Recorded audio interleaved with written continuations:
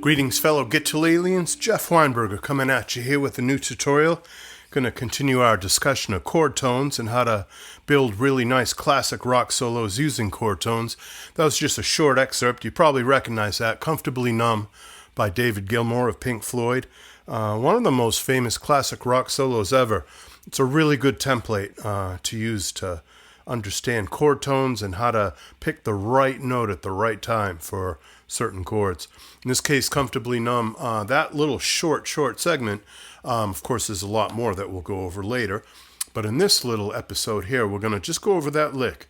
And that's over two chords. It's over a D chord and an A chord. The song's in the key of D, roughly. At least that section of the song is. Yeah, there's some other chords too. But all he does in that first bit is D to A, D to A. And so the chord change is super simple. It's just...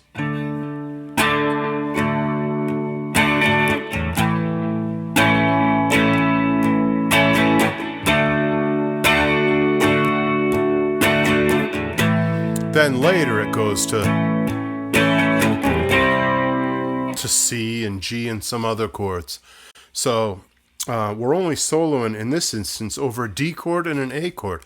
What is a D chord? It's D, F sharp, and A. It's these three notes basically. D, F sharp, and A.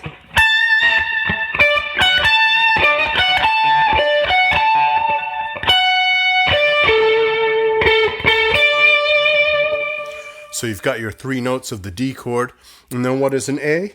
A, C sharp, and E.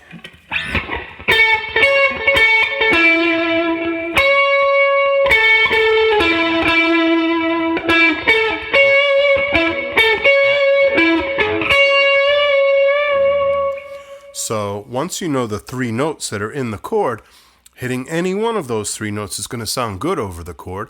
In this case, Gilmour hits certain notes. We're going to check out what he does. So he starts with this note. What is that? It's F sharp. What is F sharp? It's the third of the D chord. We said the D chord has D, F sharp, and A. F sharp is the third. He starts right off the bat on a beautiful chord tone. It's one of the most gorgeous notes to start that solo with that he possibly could have picked. And the guy has really good taste. He's known as a very melodic and tasteful player, and that's why we're studying him. What does he do after that? Let's check it out.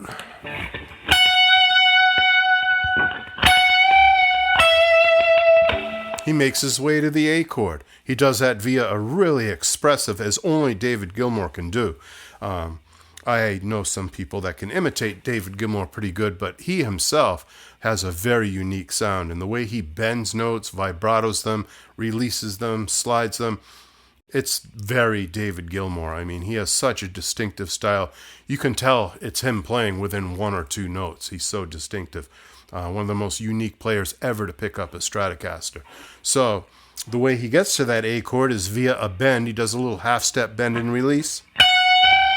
And that's all on the D chord. That's a nice third. And going to the suspension, the fourth,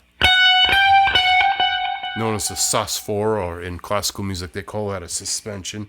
And then he hits an E below that. And E is part of the next chord, which we said the chord A has. A, C sharp, E. So he goes. So when he's on that E note, that tells you we've just changed chords. We're on an A chord.